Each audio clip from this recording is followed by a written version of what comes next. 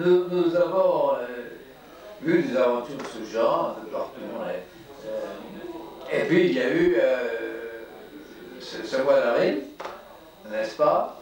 Et cette convocation un soir d'avril au PC du Colonel, où on m'a dit, vous êtes TQM, on embarque dimanche. Et c'était jeudi. Alors, voilà le numéro du LST que vous déchargez. Et voilà les quantités de matériel que vous devez embarquer. Alors, il fallait donc que je passe dans les différentes unités pour leur donner le numéro d'ordre du convoi à inscrire sur chacun des véhicules, que je leur donne la place, que je détermine leur place dans la colonne en fonction de leur présentation au point d'embarquement pour qu'ils puissent gagner leur emplacement que j'avais à déterminer dans l'ordre convenable. Bref, pendant les 3 nuits qui ont précédé l'embarquement effectif, question de dormir, n'est-ce pas? Et je suis donc passé, d'abord il y avait bien entendu les chars de l'escadron, il y avait les automoteurs du régiment, n'est-ce pas? Il y a une 8 de chacun des pelotons que j'avais à embarquer, et puis j'avais des chars, des cuirs à embarquer également. Donc, courir la forêt pour retrouver les gens, donner des instructions quand même, qui avaient tendance éventuellement à discuter comment des unités qui vont aller sous les ordres d'une autre. Et c'est quand même évident, je suis TQM chargé de tel bateau, et dans ce bateau, il doit y avoir telle chose, et puis voilà, des chiffres. Bon. Alors, tout ce monde-là s'est mis en place, et on s'est approché le samedi après-midi de l'emplacement, de l'avenue qui nous menait au port de Casa pour l'embarquement, et les colonnes se faisaient touche-touche, et c'était de l'Anglade qui commandait l'ensemble des blindés, de l'élément chenillé embarqué, à embarquer. Et bien entendu, dans la tradition de l'armée française, tout le monde devait être casqué, lui-même porter son casque, tout le monde devait être à son poste de combat, en lutte de combat, enfin bref, c'était la grande affaire, n'est-ce pas? Et ce qui n'a rien à voir avec les habitudes France libre.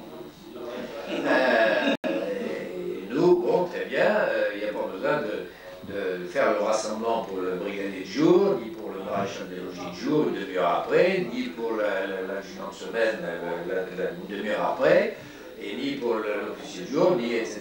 Cette cascade de rassemblement avec des demi-heures d'écoulement, ça, zéro, on ne connaissait pas ça. On savait l'heure à laquelle on devait partir, l'heure à laquelle on devait démarrer, par conséquent, au moment, à l'heure dite, eh bien, on voyait sortir des tourelles les mains, le doigt en l'air, prêt, et puis c'était tout, parce que chacun savait ce qu'il avait à faire, et le faisait pour participer à la même action. Ce qui a amené pendant la nuit, puisqu'on ne devait embarquer que le lendemain, il est clair que, notamment, des anciens de la compagnie de chars, la première compagnie, mon ancienne compagnie, eh bien, on préférait aller à terre, comme disent les marins, n'est-ce pas, plutôt que de rester là, passer la nuit sur leur char, à attendre que les heures se passent, puisque naturellement, on ne pouvait pas bouger les chars, mais tout le monde était touche-touche, n'est-ce pas, aussi bien sur les côtés qu'à l'avant et à l'arrière, car il fallait rassembler tout le monde. On ne craignait pas le bombardement par l'aviation, à Casablanca. Il n'y avait aucun risque, donc il fallait resserrer tout le dispositif au maximum.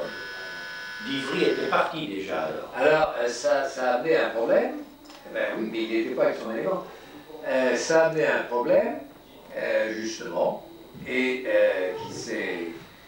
qui s'est terminé par des discussions entre Abraham, le colonel de l'Anglade, et par conséquent le capitaine d'Ivry qui a soutenu ces gens. Mais ça a été tranché plus tard en Angleterre par le général Leclerc, qui nous a indiqué officiellement comment il l'avait tranché sans nous le dire, parce que le capitaine d'Ivry, qui avait ainsi, à la suite de cette histoire, perdu le commandement de sa compagnie, était devenu chef d'escadron, enfin il avait 4 galons, commandant, et a été le premier officier de la division à mettre le pied en France, en Normandie, n'est-ce pas, et par conséquent, le général lui a donné l'insigne numéro 2. Le 1 c'était pour le général de Gaulle, le 2 pour lui, et le 3 pour lui. Et inversement, c'est ça. Mais nous avons su, comme cela, devant le front des troupes, division assemblée, Dalton Hall, comment le général Leclerc avait réglé ce problème entre les Free French et les non-Free French à l'intérieur de la division. Mais c'est Buys qui a remplacé Divry. C'est Buys qui a remplacé Divry. Alors, nous voici embarqués sur le LST, n'est-ce pas? Alors, j'ai dit que c'est LST, certains étaient américains, d'autres étaient britanniques. Le nôtre était britannique. Il avait été utilisé notamment pour le débarquement en Zio. Et nous a dit son commandant, depuis ce débarquement, ces frigos étaient en panne. Enfin, les frigos qui étaient destinés à recevoir la nourriture, l'alimentation des passagers. Parce que ceux de l'équipage marchaient encore, mais avec les rations pour l'équipage, n'est-ce pas? De sorte que, comme le bruit en avait fortement couru, notamment après le passage dans la forêt de Théma, notamment après le passage du général Giraud, qui était venu nous inspecter pour nous raconter son inspection des forces françaises en Italie. On gardait un souvenir impérissable de cette rencontre, car l'exemple qu'il nous a donné, et qui nous avait un peu interloqué comme interrogation, c'était: est-ce que vos hommes savent lancer des pierres? Alors on a dit non, enfin peut-être, mais parce que c'est plutôt à se servir de chats et d'engins blindés que nous utilisons notre temps. Ah oui, mais il y a un moment où on ne peut plus se servir des blindés. Alors il faut pouvoir faire comme ceux que je viens de visiter, qui, n'ayant plus de grenades ni de pierres, lançaient même leurs chaussures dans la montagne, n'est-ce pas, contre l'ennemi. Ça nous a fait beaucoup sourire à l'époque. On s'est dit, voilà, la vieille baderne qui apparaît avec ses idées qui n'ont plus rien à voir. Est-ce qu'on va gaspiller des équipages de chars où il a fallu des mois et des mois pour les former de cette manière? C'est bien la manière française. Depuis, et notamment à travers ce mémorial que je construis, j'ai eu l'occasion d'étudier d'un peu plus près la campagne d'Italie et de me pénétrer de l'effort extraordinaire, considérable, inimaginable que ces unités engagées dans la montagne avant la percée dans le secteur de Monte Cassino, la vie qu'ils ont menée jour et nuit sans pouvoir bouger un petit doigt, surplombés qu'ils étaient par les tireurs de la division parachutiste allemande, notamment quand elle était sur le terrain à ce moment-là. Les semaines et les mois qu'ils ont passés avant la percée sur Rome valent largement n'importe quel moment de la Grande Guerre. 14-18, le front de Verdun, tout ça, vraiment, c'est... Et d'ailleurs, notre intention ici, et l'année prochaine, pour le cinquantenaire, de présenter justement ce secteur du front avec un diorama, une maquette, pour essayer de faire apprendre aux gens qui ne connaissent rien de la campagne d'Italie, comme d'ailleurs nous-mêmes connaissions très peu le les détails de cette campagne à l'époque. D'autre part, nous ne tenions pas du tout à être enfermés dans cette campagne d'Italie, tant nous espérions être de ceux qui débarqueraient en France pour la libération de la France. Mais enfin, ça ne veut pas dire que nous n'avions pas le sort de certains de la première DFL, notamment les fusiliers marins, qui étaient venus chez nous, au Spahis, à apprendre à se transformer de DCA qu'ils étaient, n'est-ce pas, avec leur canon Beaufort, en régiment de reconnaissance de la division motorisée, la première DLI, comme on l'appelait sur les papiers, n'est-ce pas, la première DFL, mais qui a continué à s'appeler la première DFL. Enfin bref, ce n'était pas notre job.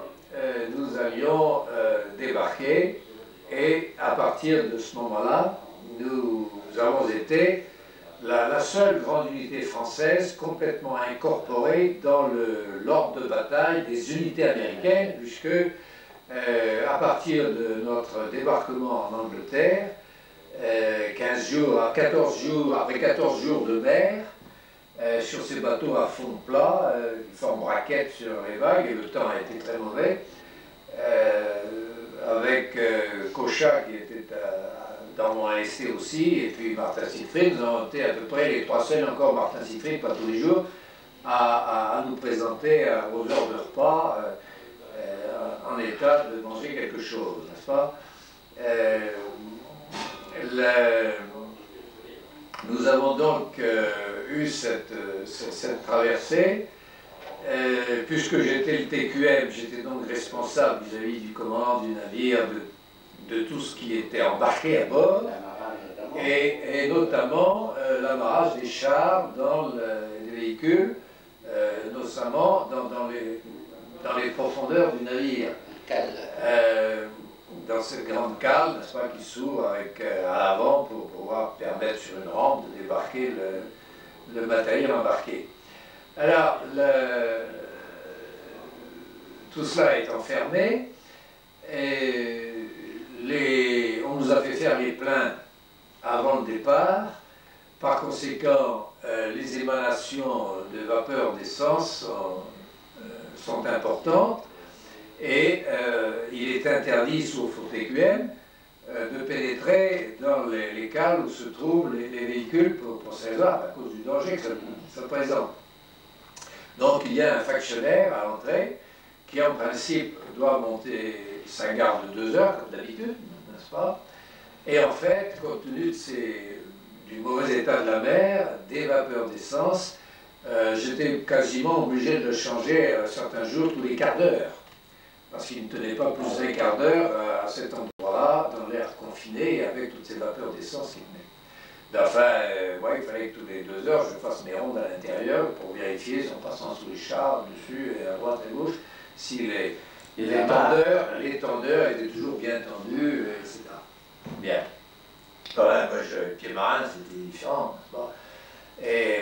Et ça, en fait, bon, les choses sont bien passées, sauf pour la nourriture, où j'avais parlé de Giraud tout à l'heure, et je viens de faire une digression. Mais c'est pour y revenir, car on l'accusait fortement d'avoir voulu faire des économies sur les rations et d'avoir refusé d'acheter des rations américaines pour le voyage, et nous avoir enfin les bonnes rations, et nous avoir confinés aux rations D ou C, je ne sais plus, mais celles où il n'y a que pour 3 boîtes de conserve, une pour le matin, une pour midi, une pour le soir, composées de beans en stew, c'est-à-dire des haricots avec une sauce à tomate et avec quelques vagues morceaux de viande à l'intérieur, et c'était ça, meat and beans, c'était l'expression, c'était ce qui était écrit sur les caisses en bois.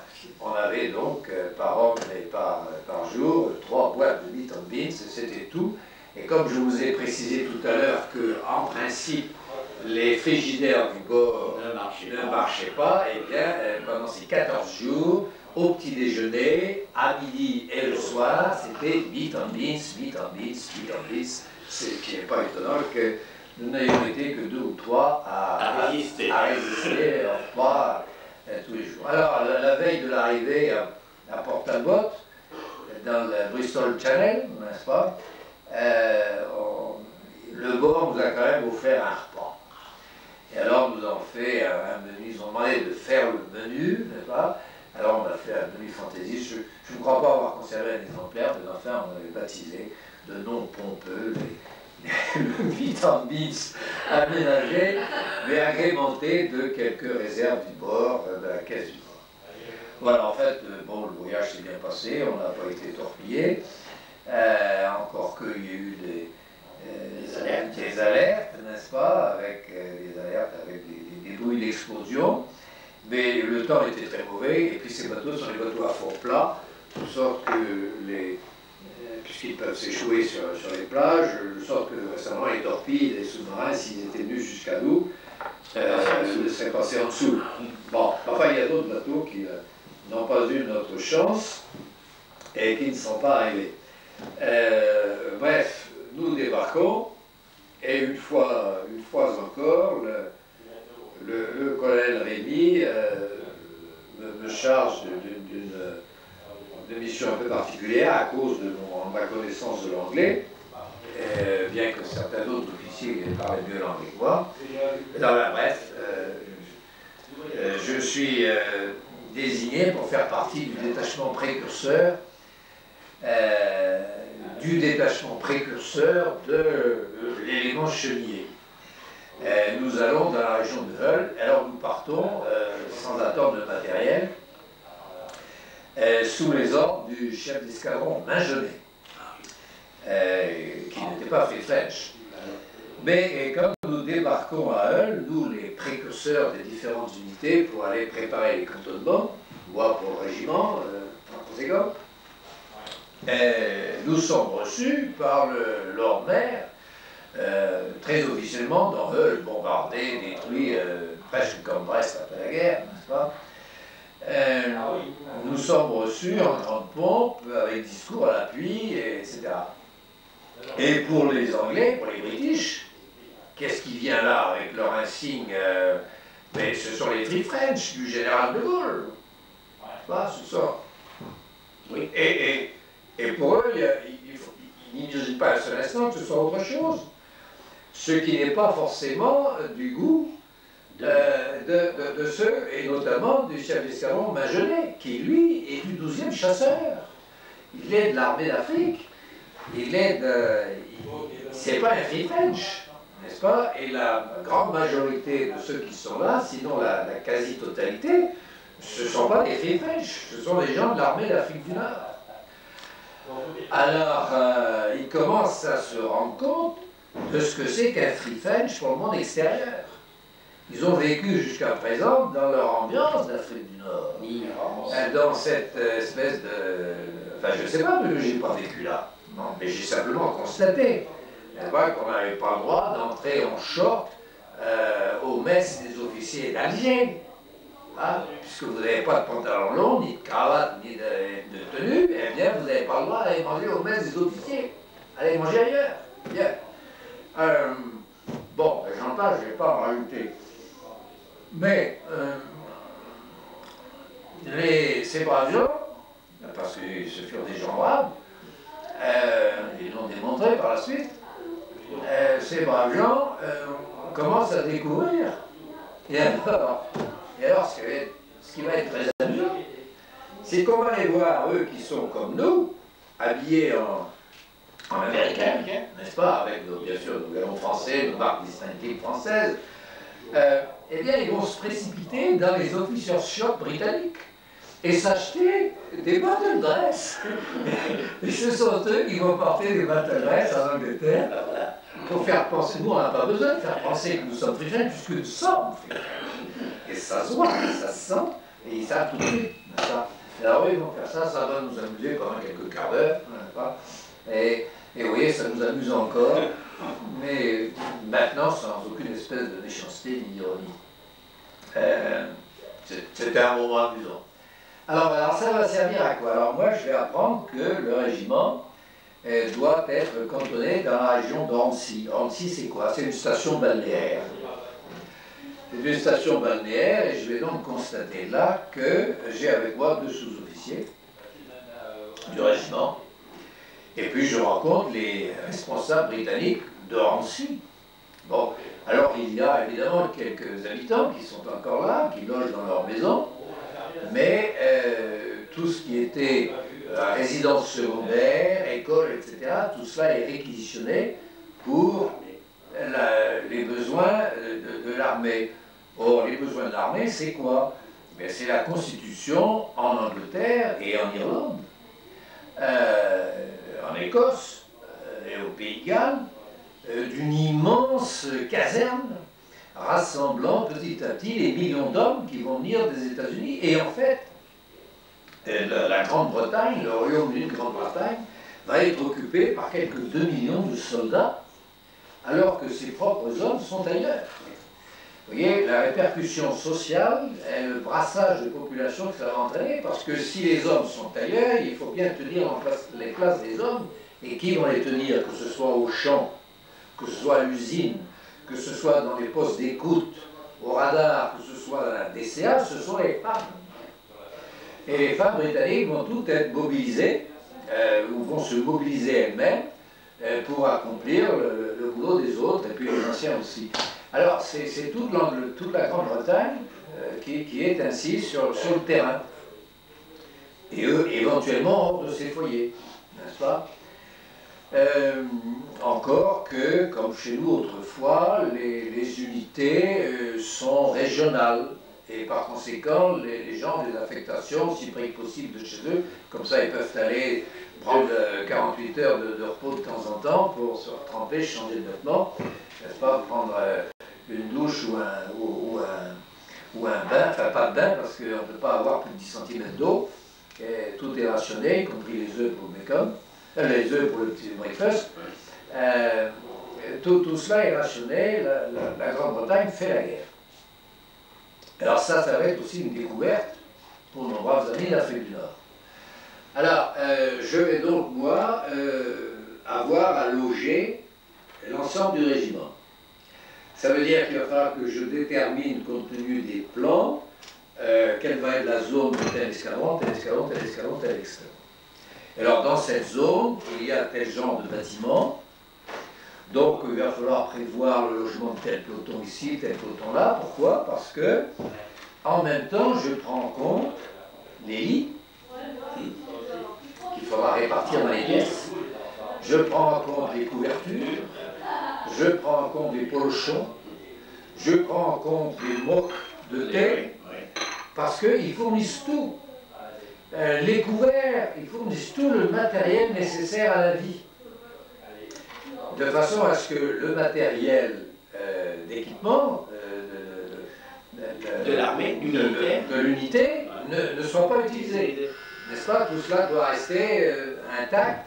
Et c'est donc du matériel de casernement, y compris la petite cuillère, n'est-ce pas, qu'il va falloir percevoir et qu'il faudra rendre.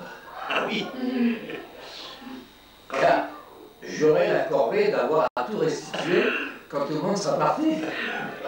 Et à repasser pièce par pièce dans tous les logements pour faire l'état des lieux comme on le fait quand on loue une maison, n'est-ce pas? Nous avons été faire du pique-nique au bord de la mer pendant la fin du mois de mai, le mois de mai, le mois de juin et le mois de juillet, pendant 3 mois.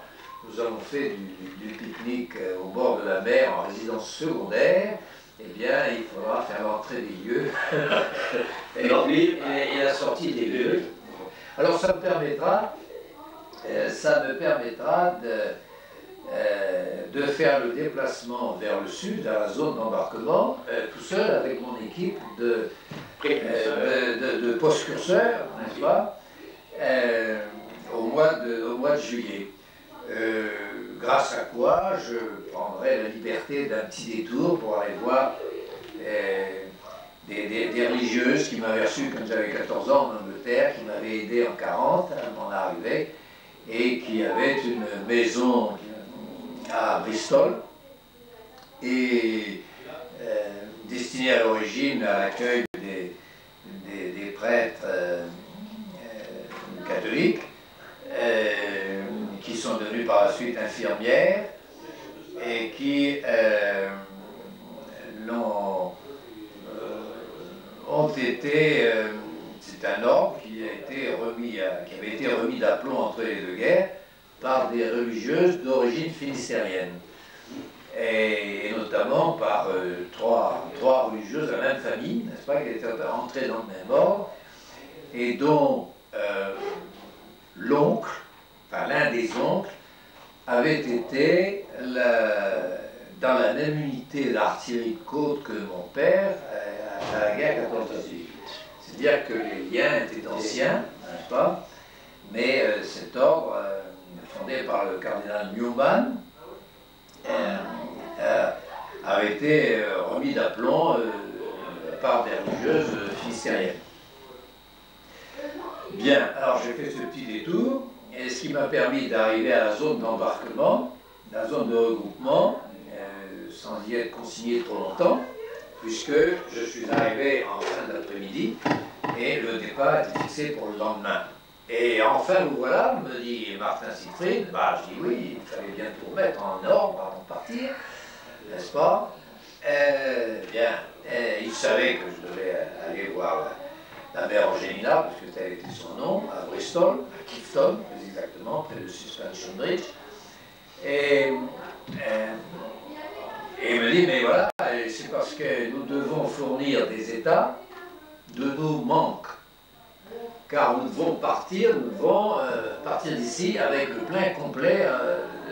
Alors, vous allez voir peloton par peloton ceux qui manquent, pas par rapport au tableau d'effectifs normal, et vous irez voir au tel bureau, sous tel guitoune, c'était sous la guitoune, les Américains qui sont là pour leur donner la liste. On doit la fournir à 5 heures de l'après-midi.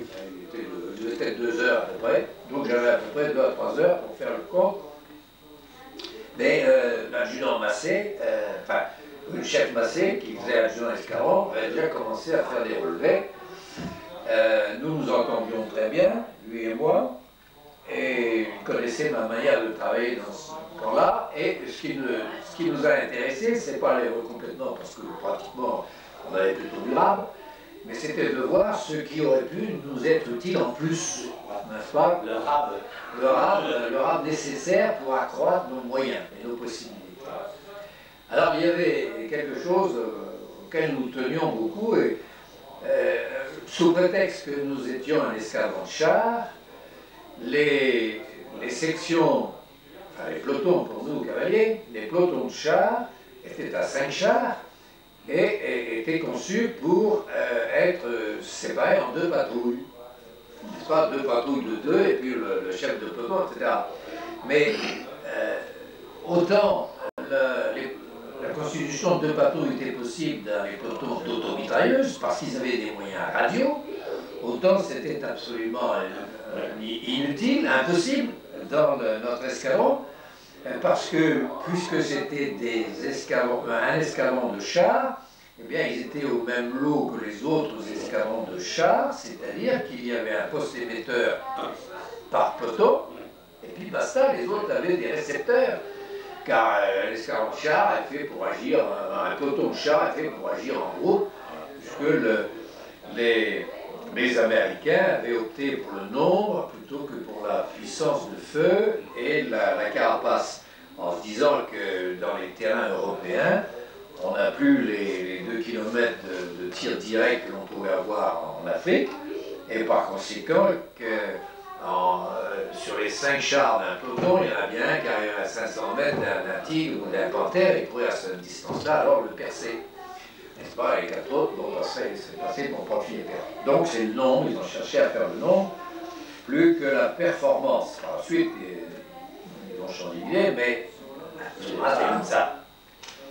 Et alors, donc, puisque nous étions dans un régiment de reconnaissance, et que nos pelotons de chars légers devaient être utilisés de la même manière, parce que nos 37 n'apportaient pas plus comme arme que les 37 des AM, et nous n'avions pas comme le peloton d'AM un obusier de 75, le lance-patate, n'est-ce pas, le char M8, qui permettait tirer des projectiles un peu plus sérieux et par-dessus un couvert, par-dessus une haie, etc., par-dessus une protection quelconque, faire le tir court. Donc nous n'avions pas ça, et pas davantage, nous n'avions de canon anti-char dans les poteaux, en dehors de nos 37. Donc il fallait au moins que l'on puisse essayer de faire du renseignement. Donc il fallait absolument qu'il y ait un deuxième poste-émetteur. Alors froidement, n'est-ce pas, dans ma liste de compléments, j'ai inclus 3 postes-émetteurs radio, de façon à ce que chaque peloton ait un poste-émetteur de 2. Là, on va bien voir ce qui va se passer. Alors j'ai fourni mes listes, n'est-ce pas, et puis on a commencé dans la nuit, fin de soirée d'abord, à avoir des recomplétements qui nous arrivaient par camion, là dans la zone où nous étions. Et quand la première fournée est arrivée, le sous-officier, le technical, le T5 ou le T4 américain qui était là m'a dit je n'ai qu'un poste à vous fournir, c'est tout à fait embêtant, je ne peux pas vous en fournir d'autres, mais on est allé chercher. Alors peut-être que je pourrais vous en fournir d'autres, mais je sais pas. Enfin, en tout cas, voilà. Donc nous en avions déjà un plus, bon, qui allait au peloton d'eau, puisque c'était le premier, n'est-ce pas? Donc c'était déjà ça. Et puis alors, vers 3-4 heures du matin, on est venu me réveiller dans la grande guitoune pour nous hommes, là où nous étions, il fait froid, il n'est pas chaud, bien que c'était le mois de juillet pourtant, c'était le 29 juillet. On me dit, mon lieutenant, il y a un GMC qui est là et il y a des caisses à bord. Bon, alors, bien, je vais voir. Alors, il fallait que je signe en 10 exemplaires, un peu plus, n'est-ce pas?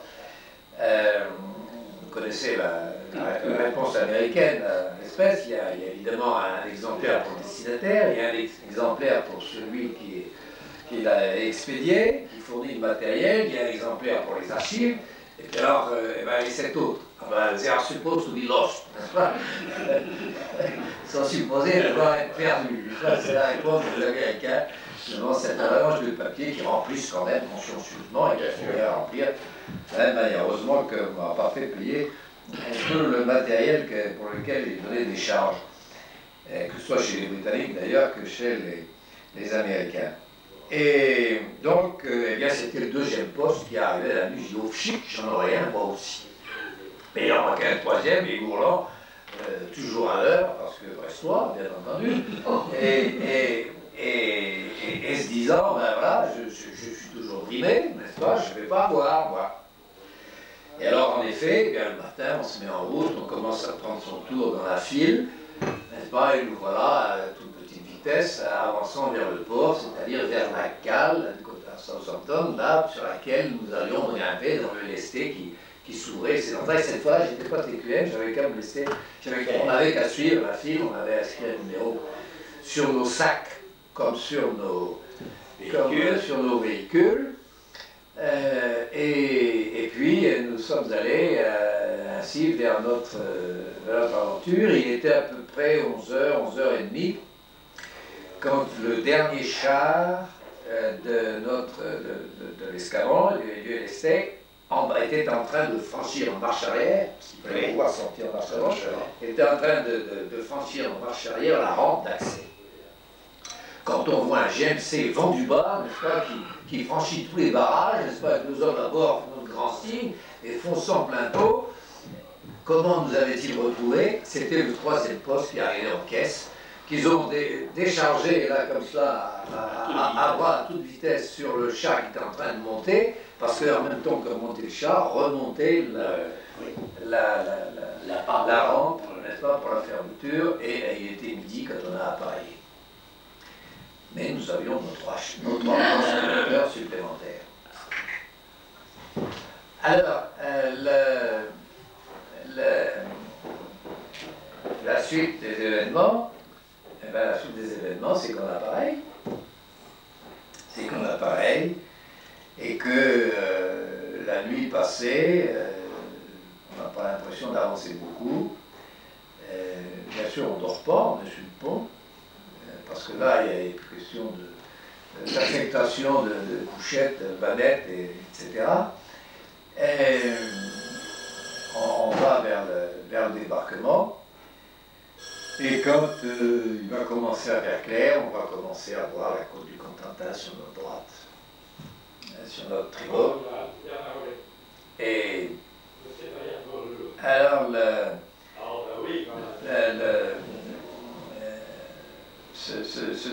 allons arriver sur la plage, n'est-ce pas? Enfin, nous allons arriver jusqu'à ce que le bateau échoue. Et puis on va attendre que la mer se retire pour que l'on puisse ouvrir les portes. Et ça va être à peu près vers le milieu de l'après-midi que nous allons pouvoir enfin descendre. Il y a une photo qui a été publiée un peu partout de Jean Marin en tenue d'officier de marine, n'est-ce pas, sur une embarcation devant la base de l'Investé. Ben, c'est devant le nôtre. Ah oui? Oui. Et on reconnaît très bien Alma de la première compagnie du Chassin qui était venu chez nous parce que il a eu des problèmes. Bon, alors il a été milité au Spahis, n'est-ce pas, il était au premier salon.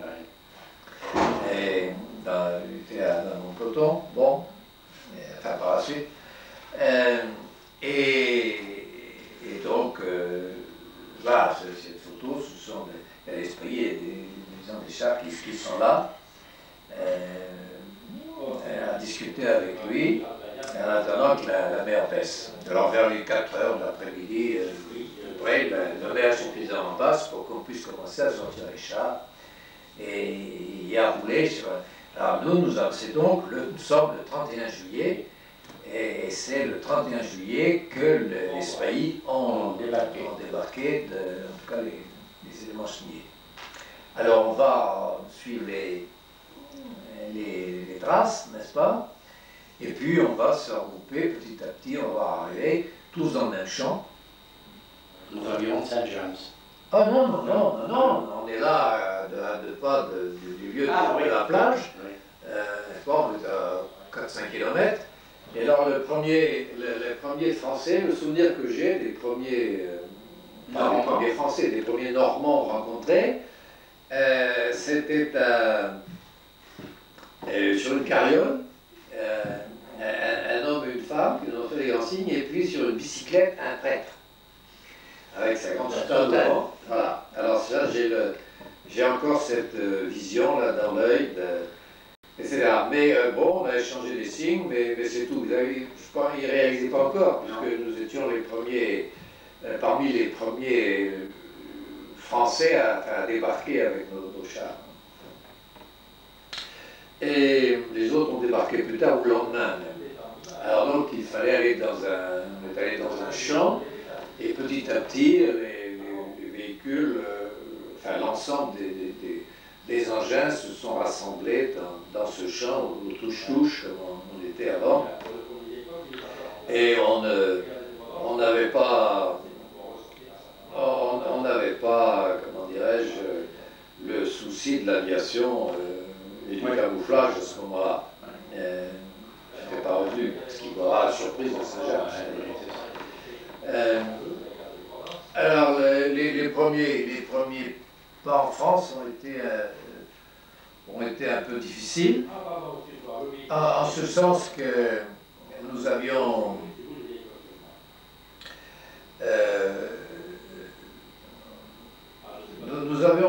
conservé des champs de bataille d'Afrique la hantise des mines. Et donc, enfin en ce qui nous concerne, nous, je ne veux pas parler pour les autres, n'est-ce pas? Je parle moi quasiment de mon peloton et d'escadron. Je vais plutôt, nous avions attiré l'attention des monde, parce que bon, c'était pas déminé partout, n'est-ce pas? Non, il fallait arrêter. Et il y avait la pestilence des bestiaux crevés, n'est-ce pas, qui étaient là dans les champs, un peu partout, le soleil qui tapait là-dessus. Et alors, il y avait le ravitaillement. Le problème de ravitaillement, on espérait avoir du ravitaillement frais. Bon, alors, juste en passant, disons qu'il a fallu la grande stupéfaction Massé du Hagouette, là, de sous-officier d'Escadron, payé pour avoir un seau d'eau. Alors, c'est pas pensable. Payer pour avoir un seau d'eau, et puis, n'est-ce pas? Ben non, il faut payer pour avoir un seau d'eau. Alors j'ai dit, bon, bah, vous avez payé, mais enfin, éventuellement, il n'y a pas une contrepartie, là, dans le voisinage. Alors, bah, si, ils avaient encore des choses au foyer, n'est-ce pas, qu'ils n'avaient plus dans le matin. N'est-ce pas, ça a été le troc. Nous avons eu l'eau, nous avons payé pour l'eau, et puis alors, en prime, nous avons eu quelques volatiles, n'est-ce pas, pour le pot du lendemain, et pour notre char, c'était un lapin. Alors un lapin, enfin pour le peloton, un lapin. Et un lapin qu'on a essayé de préparer. Mais on a fait mouvement le lendemain. Donc on n'a pas pu préparer le lapin, mais seulement le soir de Saint-James. On était dans le secteur de Saint-James, où il a fallu éteindre le feu, puisqu'il y avait l'aviation allemande, qui est la Luftwaffe, qui est venue nous saluer à notre arrivée. Alors donc, on n'a pas mangé le lapin ce soir-là. Alors on l'a mis dans la coquelle, n'est-ce pas, emprunté sur le long du chemin, et tout cela a été amarré solidement dans le creux formé par le filet de camouflage roulé sur l'avant du char. Bien. Alors c'était bien là, et puis bon, il a fallu faire mouvement, on a roulé toute la nuit, on dormait, parce que vraiment, on était très fatigués.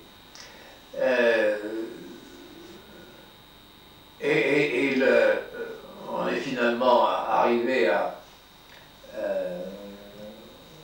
pour terminer avec le lapin, on est finalement arrivé à Port du Mans, et on a pris plein noir, n'est-ce pas? On n'avait pas encore mangé le lapin, qui était dans sa coquelle et en train de mariner, n'est-ce pas? Et de chauffer. Et puis je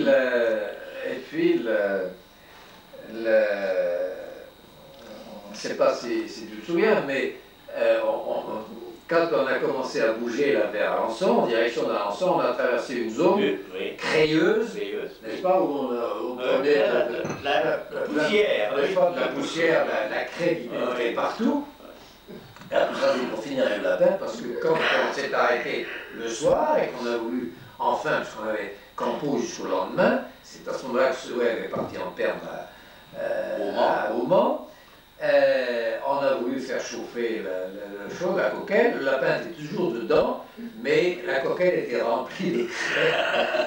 On n'a jamais pu manger le lapin. De sorte que bien la qui Exactement. voilà l'histoire du lapin. Mais entre-temps, ils étaient passés autre chose. C'est que le 5, on nous avait distribué les cartes pour le lendemain. Et la zone de rassemblement du régiment, le lendemain du 5 août, était située au sud-ouest de Rennes. Le régiment de la reconnaissance est allé devant. Donc nous avions cela, c'était les ordres, et nous nous sommes dit, bon très bien, on va aller libérer la Bretagne. Parce que vaguement, on avait idée que les plans prévoyaient qu'après le Cotentin, n'est-ce pas, et la basse Normandie, ben, il fallait nettoyer la Bretagne avant de se lancer contre la forteresse Europe. Bon. Alors, bon, très bien. Seulement, voilà, dans la nuit, contre-attaque de Von Rundstedt, en direction d'Aranches, n'est-ce pas, par Mortain, et les ordres changent. La division doit aller boucher le trou, puisque c'est de la guerre de mouvement, donc il n'y a pas de ligne continue de défense. Et le régiment est engagé à travers les pelotons du 2e escadron, Jean Noël, me semble-t-il, si ma mémoire est fidèle. Et parce qu'ils vont se faire coxer et ils vont se libérer après, bon, profitant d'un bombardement, ce qui fait qu'on sera identifié par les Allemands, il étant devant eux à ce moment-là.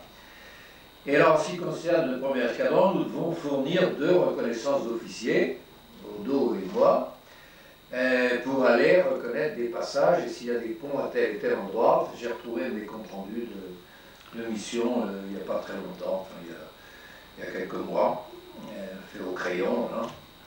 Donc moi, les 2 ponts que j'ai à reconnaître sont coupés, sont sautés. C'était où?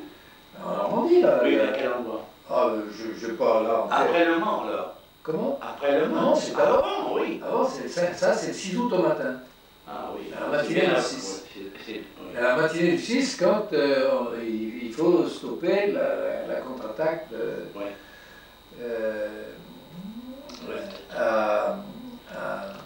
en direction d'Avranches, enfin, pour couper les unités.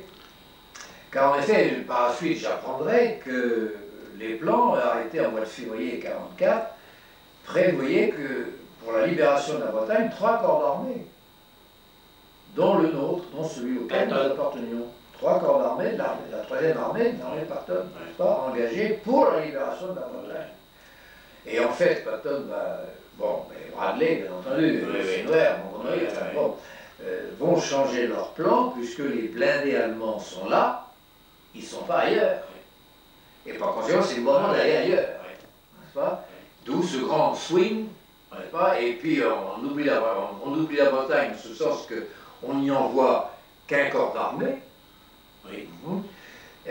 qui va être fort que de 4 divisions, 2 blindés et 2 d'infanterie, au lieu des 5 prévus à l'origine pour venir jusqu'à la pointe de Bretagne. Et ils n'iront que jusqu'à Rennes. Non. Évidemment, le 5 août, ah, oui. le 5 août, la 6e DB qui a pour mission d'atteindre Brest entre et dans le Finistère, n'est-ce pas? Comme la 4e DB américaine qui a pour mission la zone de Quiberon, n'est-ce pas? La baie de Quiberon est aux portes de Lorient et de Vannes, n'est-ce pas? Et la 6e DB, le 5 août, entre à Carhaix, Huelgoat, et ils ont leur premier tué dans le Finistère ce jour-là. Bon. Mais les divisions d'infanterie n'ont pas pu suivre. N'est-ce pas?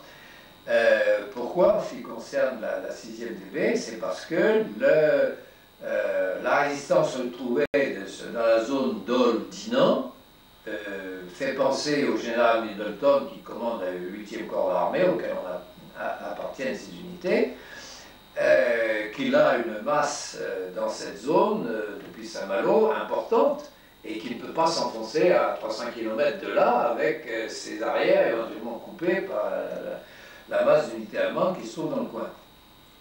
Donc il va arrêter sa marche vers l'ouest en disant à sa DB de se préparer à aller vers Saint-Malo. Bon. Heureusement, Patton va arriver sur ces entrefaites, il cherche le commandant de la 6e DB parce qu'il doit lui remettre une décoration. Et au lieu de le trouver en route sur Brest et de le rattraper là-bas, il le trouve dans le champ à attendre un peu, et il dit: qu'est-ce que vous faites là, si je vois derrière, n'est-ce pas? Patton pousse une rente. Alors l'autre qui avait le message, n'est-ce pas, lui donne le message qu'il a reçu. Alors il lui dit: quand c'est l'audition en Brest, continuez, moi je me charge de votre chef de corps. Bien, mais la division d'infanterie qui devait suivre la 6e DB va être utilisée pour conquérir, ce qui ne sera terminé que le 18 août, Saint-Malo, n'est-ce pas, et l'île de Cézanne. Bien. Donc la 6e DB arrivera aux portes de Brest toute nue, sans infanterie, que l'infanterie locale, n'est-ce pas, mais qui n'a pas d'armes. Et il faudra attendre que le retrait sur Brest d'une division d'infanterie allemande surprenne les arrières de la 6e DB, soit à son tour elle-même prise en sandwich entre la 6e DB qui aurait fait face et un groupement blindé constitué dès le 1er août par Patton, parce que la 6e, ayant dû infléchir sa route vers le centre, n'a pas pris la côte, n'est-ce pas, et l'aviation, pour détruire cette division d'infanterie allemande qui essaie de regagner Brest, dont l'armement va enfin servir à armer les 6000 hommes rassemblés par les FFI, le patron des FFI du coin, qui est un ancien officier d'actif, le commandant Louis, comme on l'appelle à ce moment-là, et dont le conseiller militaire, parce qu'il n'a pas voulu prendre le commandement, et le colonel Fonferrier, l'ancien commandant du 2e RIC et du 24e RIC, qui commandaient à Chypre et au Levant les bataillons dont des éléments ont été à l'origine de la création du BIM en 1940. Alors, il n'a pas voulu, quand on est venu chercher pour sa qualité de militaire pour être le patron, il n'a pas voulu être le patron, il dit, mais je veux bien être le conseiller technique, n'est-ce pas, de celui qui sera le commandant des troupes. Bon. Et le père Trichet a fait la même chose. Le père de Trichet, le colonel, également. Bon. Alors,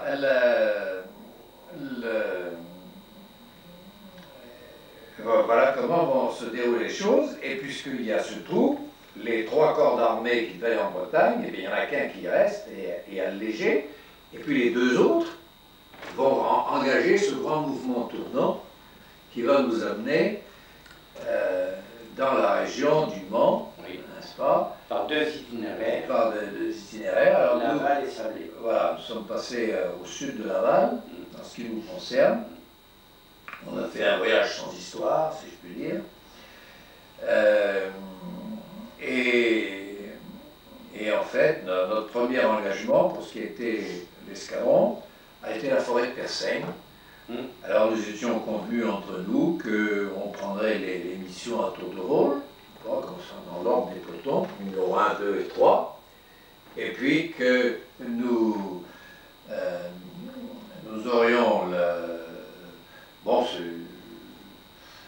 avec 2 pointes, cette manière-là. Alors donc c'est Odo qui avait eu la forêt de Persaigne, et puis quand il a fallu l'évacuer, parce qu'il y avait une bombe line pour aller à Alençon, donc on a fait tout le tour, on est reparti. Et puis alors à midi, la 2e mission à partir d'Alençon, c'était le carrefour du Cercueil, donc c'était mon tour. Et ça a été la... En passant par la Croix Bédavie, quand même. Ben avant, oui, mais on n'y était pas. On n'y est pas allé, on n'est pas allé jusque-là. On est allé jusqu'au Gaté, c'est là où on a... Gaté, Rémy. Alors, il y a...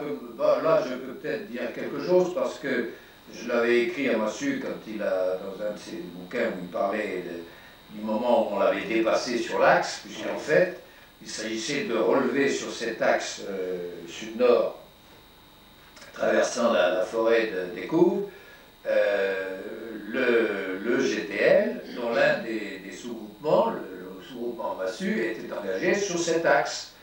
Et parce que le général voulait faire contourner la forêt également par l'ouest, n'est-ce pas, après avoir fait contourner le matin par l'est, par le GTV. Et donc, à midi, j'ai reçu cette mission, le carrefour du Cercueil, mais c'était mon objectif, n'est-ce pas? Alors, quand je suis arrivé, j'ai donc marché assez vite jusqu'à ce que je trouve Massu, qui était donc au carrefour de route, le carrefour qui est juste en dessous de la forêt. J'ai commencé par trouver les obusiers de Podeur, qui est encore un Finistérien, n'est-ce pas? Le Podeur maintenant en retraite. Je dis, ben, qu'est-ce que tu fais ça? Il dit, ben, on attend que les autres soient revenus pour s'en aller vers l'est. Puis, où est Massu? Ben, Massu est un peu plus loin. Alors, en effet, à 50 mètres de là, plus loin, j'ai trouvé Massu, qui m'a indiqué que, comme je pouvais le voir sur l'asphalte, sur le goudron de la route, il y avait des chars dans le coin, dont des gros, puisqu'il y avait la largeur de la chenille qu'il indiquait. Pas tout en paix, il me dit, j'ai encore 2 gaillards qui sont en train, qui sont essayés d'aller le tirer, alors leur tirez pas dessus, n'est-ce pas? Et puisque vous êtes là, moi je m'en vais. Bon, alors il est parti donc avec son monde sur la gauche pour accomplir sa mission. Et puis ben, moi, il fallait donc que j'y aille, c'est la forêt des Couves.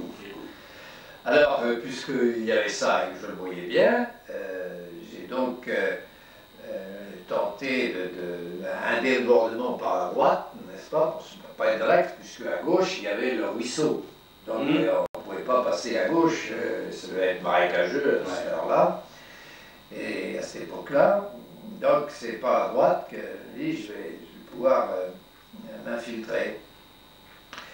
Alors, et c'est là, au cours de cette tentative d'infiltration sur la droite, que, bon, il y avait notamment un char derrière une levée qui nous a causé quelques ennuis. Et c'est au cours de cet engagement que le canon de la tourelle de Bouza, Margy Bouza, qui était un des chefs de patrouille, l'autre chef de patrouille, c'était mon adjoint, qui avait remplacé Massé, qui s'appelait Barbara, chef Barbara, qui avait une barbe, mais qui, pour les beaux yeux d'une belle en Angleterre, avait rasé sa barbe. Alors, on n'était pas habitué à la couleur de son visage, ça ne lui a pas porté chance par la suite.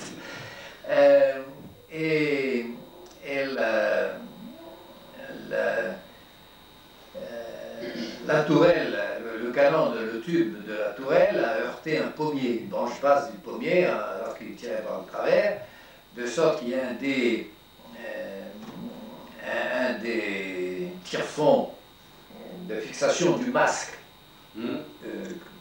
à travers lequel passe le canon, n'est-ce pas, sur la tourelle, puisque c'est réglé, c'est bloqué, n'est-ce pas, qui a cassé, de sorte que son masque étant fou, il ne pouvait plus servir de son tube.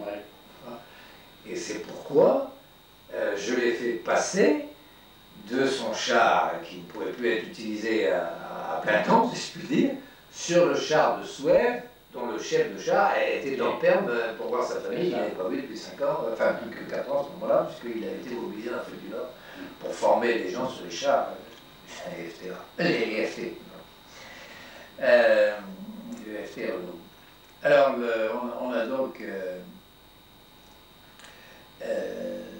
pénétré un petit peu plus avant, et on est revenu, j'avais laissé donc ma patrouille, ma deuxième patrouille, Barbara, sur l'axe, n'est-ce pas? Et quand on est arrivé, parce qu'à un moment donné, il a bien fallu, on ne pouvait plus rentrer dans le bois, dans la forêt, donc il fallait revenir sur l'axe, juste avant les gâtés, en haut, là, et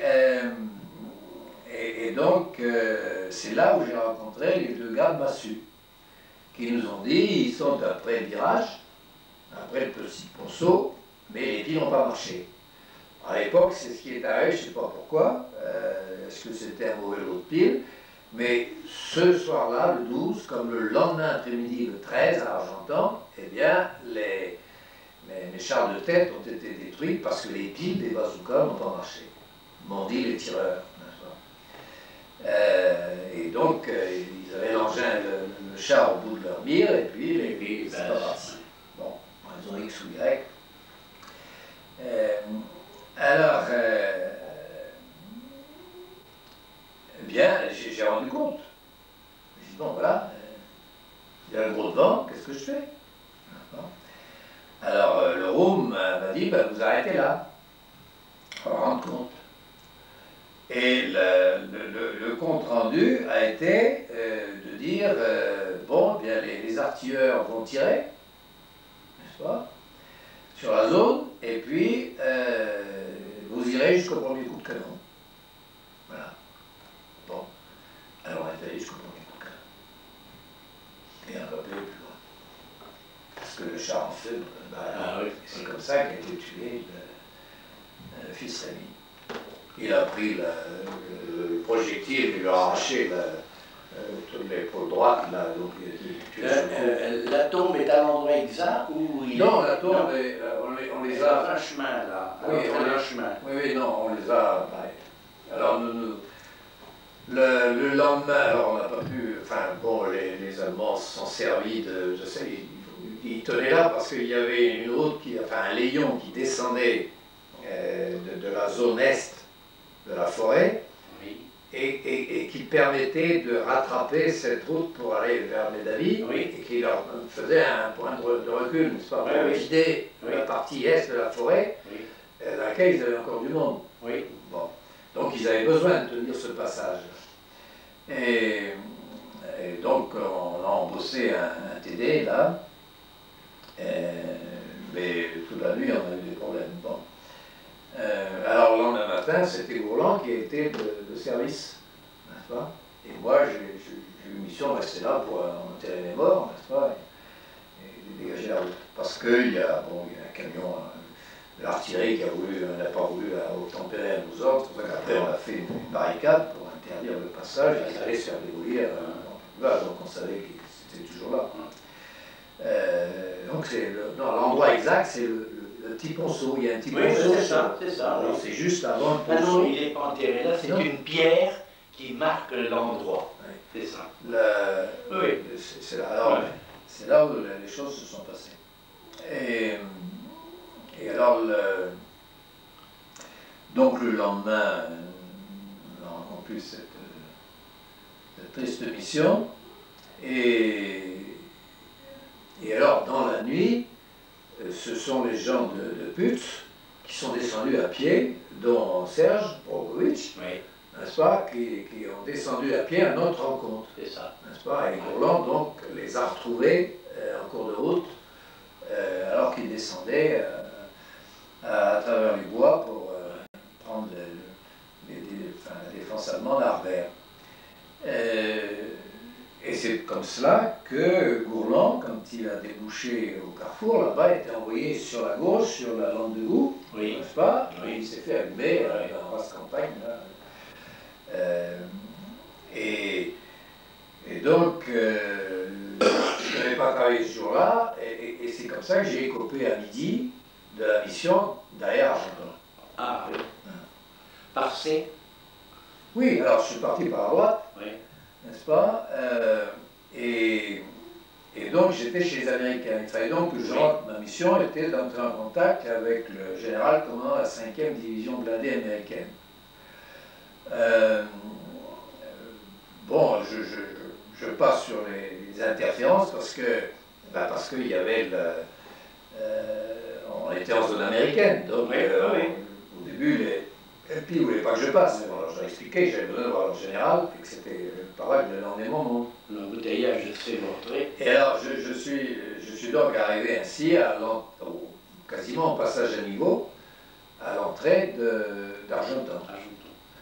Et là, j'ai trouvé le général, son nom m'échappe, mais c'est un nom français d'ailleurs, dans un fossé, là. Alors, j'ai arrêté mes chars à gauche.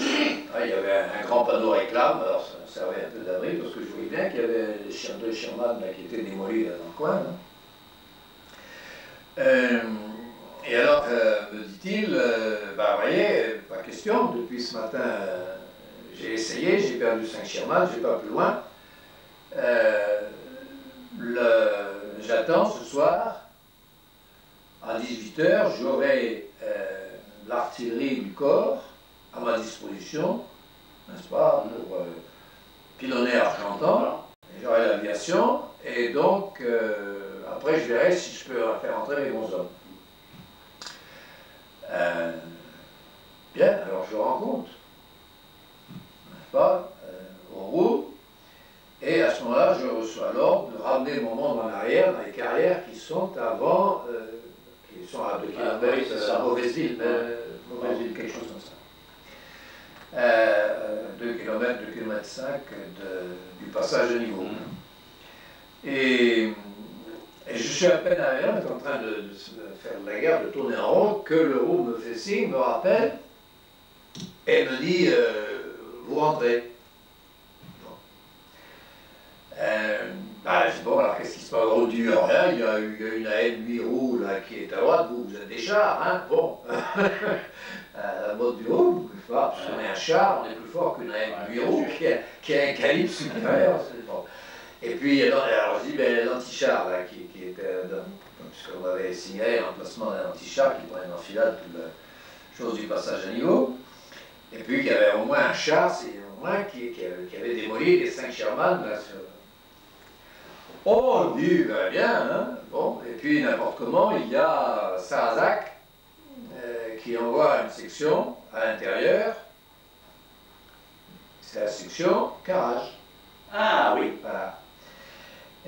Parce que, donc, me voilà parti avec, il me dit, mais vous aurez 2 TD, bon, 2 TD avec moi. Il y a la section Carrage qui est devant. Je dis oui, mais c'est diminué, c'est pas diminué? Alors, il me dit, débrouillez-vous. Bon. Alors, c'est comme ça, dans cet équipage, que je pénètre dans Argenton, n'est-ce pas? Et puisque dans les tableaux d'effectifs, il est prévu que le half-track de commandement est commandé par le chef comptable, mais que la mission de l'équipage, c'est le déminage, Oui. n'est-ce pas? Je dis à mon chef comptable, mon vieux, aujourd'hui c'est pas la plume, c'est la poêle à frire. C'est la poêle à frire, il faut y aller parce que c'est pas la peine de faire se décheniller les chars et on ne pourra plus passer après. Bien.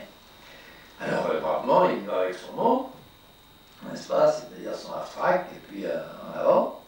Je l'ai fait appuyer par le char de Bouza. Et puis, j'embosse sur à droite de la chaussée un TD, mais on n'a pas de communication. Ouais. Bon. Alors, il est convenu avec les patrons des TD que si je sors un fanion rouge, c'est parce qu'il y a un char qui est embossé, il faut qu'avec leur longue vue, là, ils se débrouillent, n'est-ce pas? Parce que depuis la veille, ces gars-là, ils étaient derrière nous, n'est-ce pas? On était devant. Et chaque fois qu'un pélo venait en face, qu'est-ce qu'ils voyaient? Ils voyaient nos chars brûler. Oui. Ils ne voyaient pas le départ. Non, non, mais au premier pélo, ça brûlait. Bon, alors après, vous ne pouvez plus rien voir. Bon. Alors, ce qui va se passer, c'est que Sarrazac va revenir en jeep sur la voie du chemin de fer, qui est un peu au-dessus de la chaussée, à cet endroit-là, pour me dire, il y a un panthère qui est sous le passage en dessous, car après la gare, la voie ferrée passe au-dessus de la route qui vient à la Bretagne. Ouais. Elle me dit, il y a un panthère qui est dessous, les piles n'ont pas marché. Et beaucoup d'histoires de piles, tout ça. Ben, ces deux soirs-là, ces 2 jours-là, les piles n'ont pas marché. Après, c'était fini l'histoire de piles. Bon. Et les piles n'ont pas marché. Alors, je sors mon fanion, n'est-ce pas, pour dire à mon TD qui est à droite, là, qu'il y avait un trou de bombe. Alors, on avait embossé dans le trou de bombe pour qu'il soit un peu camouflé. Il y avait entré une chose. Et bing, boum, le bal commence. Bien. Alors, le bal commence et il se passe que j'ai à peine le temps de dire à Bouza, la tour à la gauche, hein, voilà, que ça prend feu. Bon, ça siffle entre l'antenne et la tourelle. Et mon TD, il bouge toujours pas. Alors je descends de mon char, je traverse la rue, si je puis dire, pour aller au TD, indiqué l'emplacement. Ils n'osaient pas parce que il y avait la frac, bon, c'était en train de revenir, enfin, bon, tout ça va très vite, bien entendu. Et pendant que je me déplace pour aller là, passe un pélo, j'avais su, bref, je me réveillerai plus tard. Ah oui. Je me réveillerai plus tard, là, dans un trou d'obus qui est là, enfin, bon, peu importe, un cratère. Je me réveillerai plus tard, et plus tard, ça veut dire qu'il n'y a plus personne, sauf le TD. Et, ah oui. Alors, il n'y a plus personne sauf le TD. Alors, j'essaie de voir un peu plus clair, n'est-ce pas? Je barbouille les yeux, les choses, parce que ça va être un peu brûlé. Et je vais vers le TD, dont j'entends le moteur qui tourne. Hein, puis j'ai mes cadeaux qui finissent, là, ça réveille. Et à ce moment-là, je vois arriver le long en rasant les murs, là, le chef Barbara, hein, celui dont on voyait la couleur du visage, qui est remarqué tout seul en avant, là, pour voir ce qu'était devenu son patron, n'est-ce pas, et qui me dit, bien, le commandant Roumyanzov a donné l'ordre à tout le monde de sortir de cette avenue, de tir. Et donc, on va savoir ce qui vous est arrivé. Alors je dis, bon, à ce moment-là arrive l'ASPI, dans les pelotons de TD, il y avait un ASPI de cavalerie pour être, soi-disant, la liaison avec la cavalerie, le gars qui sait comment on fait avec les chars, etc. Bon, alors il y avait un aspi voilà, qui revient, n'est-ce pas, Royer, aspirant Royer, à qui je demande, vous savez conduire les télés? Il me dit oui. Et je dis bon, ben, on ne va pas le laisser là. Alors, nous convenons d'un système. On vient de voir un zinc américain qui est en train de rôder au-dessus d'Argentan. Et je lui dis, voilà, ben vous allez voir pourquoi il est resté là et pourquoi ça ne marche pas, parce que le moteur tourne. Bon, alors il y a peut-être quelque chose du côté de l'embrayage. Et je dis, moi je vais aller à la tourelle, n'est-ce pas, approvisionner le panier de tourelle avec quelques obus. Bon, je vais faire un petit feu d'artifice en face, là au bout de l'avenue, là où est la sortie du chose, et on va en profiter pour faire demi-tour et ramener le TD. Avec un peu de chance, le zinc qui est là-haut va voir notre pélo arriver et va se mettre à surveiller ce coin et éventuellement intervenir ou obliger les autres à se camoufler. Voilà comment on combine notre affaire. Mais entre-temps, avant qu'ils arrivent, oui c'est ça, avant qu'il y ait en personne, il y avait une petite rue qui descendait et qui me semblait pouvoir par là sortir de ce chaume, et avec deux civils qui sont apparus dans cette rue. L'un d'eux était commissaire de police. Alors, je fais un renseignement, si on peut passer avec Charles, mais c'était plein de trous de tombe, de sorte que c'était pas évident, c'était très étroit. Non, on ne peut pas tourner les tubes. Bien. Parce que le sort de mon équipage va me préoccuper. Et donc, bon, il fallait pas moyen de passer par là. Et le commissaire dit, bon, ben, je verrai s'il y a du monde. Alors, oui, ça s'était passé là. Ça s'était passé avant, parce qu'il y a eu un temps mort entre le premier obus, enfin la première sabre, c'est les 3 obus qu'on a tirés, et puis... Alors, un des obus, en fait, ce qui s'était passé, un des obus était arrivé sur la plage avant du TD, sur lequel il mettait toujours des bidons de gazole.